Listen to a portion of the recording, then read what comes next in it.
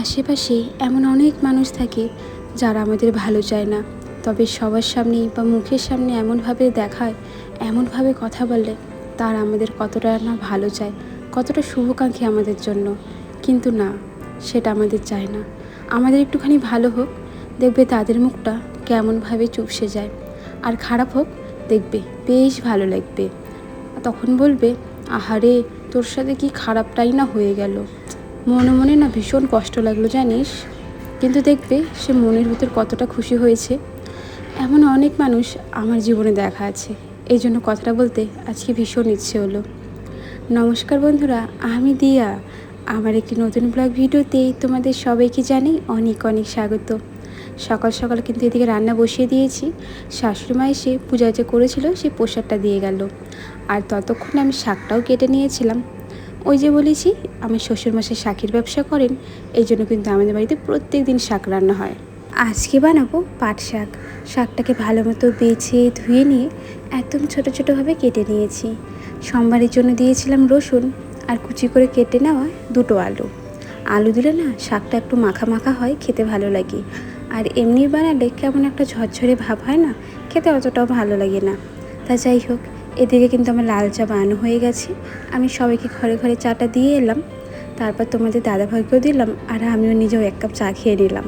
সকালের পরে কিন্তু আমি ভিডিওটা শুরু করেছি আবার দুপুরবেলা থেকে। ফোনে একদমই চার্জ ছিল না। এখন যে ভিডিও বানাচ্ছি মাত্র 20% চার্জ রয়েছে। কোনো রকমে ভিডিওটা শুরু করলাম। তা দেখা যাক। ততক্ষণে তোমাদের দাদাভাই ফোন করলো, সে নাকি চলে আসছে, আমাকে খাওয়াটা রেডি করতে বললো।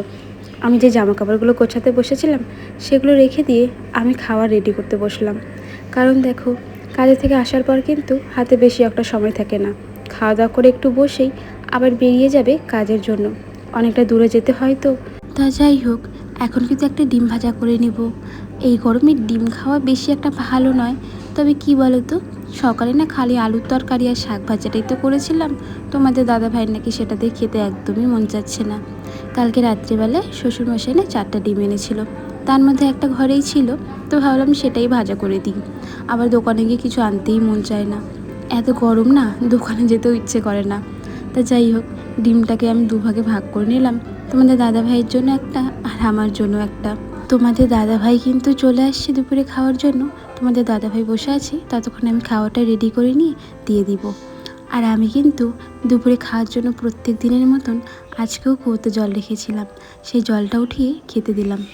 এখন না ঘরে বসে খেতে পারছি না, বাইরেই ফ্যান লাগিয়ে আমরা দুজন বাইরেই দুপুরে খাবারটা খেয়ে নিচ্ছি। এত গরম পড়েছে কি যে বলবো। তোমাদের কমেন্ট দেখে কিন্তু বুঝতে পারছি তোমাদের ওখানেও ভীষণ গরম পড়েছে। খাওয়া দাওয়া শেষ করেও আমি কিন্তু ওর একটা মুহূর্ত বসে রইলাম না, সাথে সাথেই যত বাসন আছে সবগুলো বাইরে বের করে নিলাম। কেন বলো তো, এই গরমে যত অপেক্ষা করব ততই আর পরে কাজ করতে মন চাইবে না, আরও বেশি গরম লাগবে। এই জন্য যখনকার কাজ আমি সাথে সাথে সেরে নিচ্ছি। আমার আগের ভিডিওতে শুভ পাখির লাইফস্টাইল থেকে বলছিলাম মনু, তুমি যে থাম্বনেলটা এডিট করেছো কীভাবে করেছো একটু বলবে গো। এটা না এআই দিয়ে বানানো গো, আমি নিজে কোনো কিছুই করিনি। রাজশ্রী দিদিভাই বলেছ 2বার, কতবার যে স্নান করেছি গো বোন, কি গরম পড়েছে। আমার ছেলেটাকে দেখলে আমার বেশি কষ্ট হচ্ছে জানো বোন, কি রোগা, কি খাওয়াবো যে একটু হেলদি হবে। ফল খাওয়ানো উচিত। আর তার থেকে বড় কথা কি জানো গো দিদিভাই, যেই খাবারটাই খাই না কেন, ভালো খারাপ সেটাতে তেমন যায় আসে না। আসল কথা হলো মন থেকে খাওয়া উচিত, মানে ভেতর থেকে মনে হবে না আমার খিদে পেয়েছে আমি খাই। আর জোর করে খাওয়ালে না কখনো শরীর হয় না গো। আমি যেটাই খাই না কেন মন দিয়ে খাই, মাংস হোক বা আলু সিদ্ধ ভাত। মাহিদেব ভূমি ব্লগ চ্যানেল থেকে বলেছ নাইস শেয়ারিং, ফুল সাপোর্ট। অবশ্যই এভাবেই সাপোর্ট দিয়ে যেও আর আমাকে ভালোবাসা দিয়ে যেও।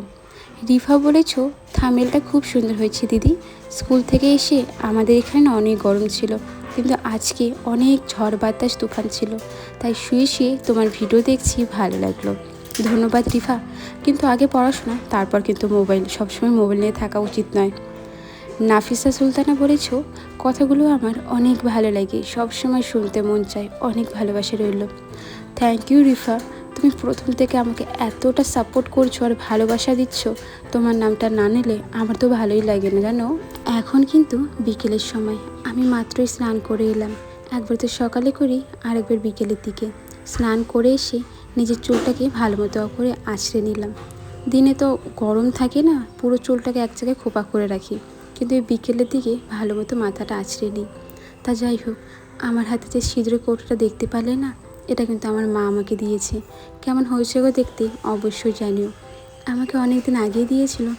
অনেক দিন ধরেই ভাবছি তোমাদের দেখাবো, বলবো, কিন্তু মনেই থাকে না। বেশ অনেক দিন হলো তোমাদের সাথে গোপাল সোনার দেখাই করা হয় না। কেন বলো তো? এই পুরনো ঘরে তো গোপাল ঠাকুরকে আনা হয়েছে, ঠাকুরের মন্দিরটা মানে আসনটা আর কি। আগে তো অন্য ঘরে ছিল, মানে নতুন ঘরে ছিল, তখন ফাঁকা জায়গায় ছিল, ভিডিও বানাতাম। তবে এই ঘরের জায়গাটা অনেক কম, এই অল্প জায়গার মধ্যে সব কিছু করতে বা ভিডিও করতে একটু অসুবিধা হয়ে যায়। সেই জন্য কদিন ধরে ভিডিওই বানাচ্ছিলাম না। তবে আজকে ভাবলাম অল্প একটু ভিডিও বানিয়েই নিই, আর গোপাল সোনার সাথে তোমাদের একবার দেখাটা করিয়েই দিই। সন্ধ্যাবাতি দেওয়ার সময় দেখি ঘরে প্রসাদও নেই আর ধূপকাঠিও নেই। এই জন্য চলে গেলাম বাড়ির পাশেই একটা দোকানে। আমি সবসময় যেই দোকানে যেয়ে থাকি সেই দোকানে আর কি। বাড়িতে এসে গোপাল সোনার কিন্তু আমি সন্ধ্যাবেলার সেবাটাও দিয়ে নিব আর সন্ধ্যাবাতিটাও দিয়ে নিব। আর এত গরম পড়েছে, এই জন্য আমি সন্ধ্যে বাতি দেওয়ার আগে গোপাল সোনার মালা, চুড়ি, মুকুট সব কিছুই খুলে রেখেছি। আমাদের গরম লাগে, তাহলে কি গোপাল সোনার গরম লাগে না? সেই জন্য আর কি সব কিছু খুলে রেখেছি। আগের ভিডিওতে ঘরে বাইরে থেকে সুদীপ্তা দিদিভাই বলেছ, খুব সুন্দর ভিডিও বন্ধু, খুব ভালো লাগলো, তুমি অনেক কাজ করো গো। তোমাকে দেখে আমি ভাবি যে আমি তো এত কাজ করতে পারি না, আর এই গরমে তো আরও পারি না। হ্যাঁ গো, ভীষণ গরম পড়েছে, আমার তো একদমই মন চায় না কাজগুলো করি। তবে কি আর করার, কাজ তো আমাদের করতেই হবে, তাই না বলো? পূজার লাগ দিদিভাই বলেছ, দারুণ হয়েছে, তোমার কথাগুলো দারুণ লাগলো, চাউমিনটাও দেখতে খুব সুন্দর, খেতেও ভালো হবে। হ্যাঁ গো দিদিভাই, চাউমিনটা খেতে না ভীষণ ভালো হয়েছিল। কুকিং প্লেস থেকে বলেছ, তুমি তো অনেক কাজ করো দিদি, পুরোটা দেখলাম, অনেক অনেক ধন্যবাদ, আর তোমার জন্য রইল অনেক ভালোবাসা। ঘরের সন্ধ্যাবাতি দেওয়ার পর আমি কিন্তু গেটে সন্ধ্যাবাতি দিয়ে, তারপর তুলসী তলাতে সন্ধ্যাবাতি দিয়ে গোপাল সোনাকে শয়ন দিয়েছি। তারপর সোজা চলে এলাম রান্নাঘরে রান্না করার জন্য। আমি যে তখন দোকানে গিয়েছিলাম না, 10 টাকার মুসুর ডালও এনেছিলাম, সেই ডালটাই এখন রাতে রান্না করব। আর ডালটা রান্না করার আগে ডালটাকে কিন্তু ভালো মতো ধুয়ে নেব।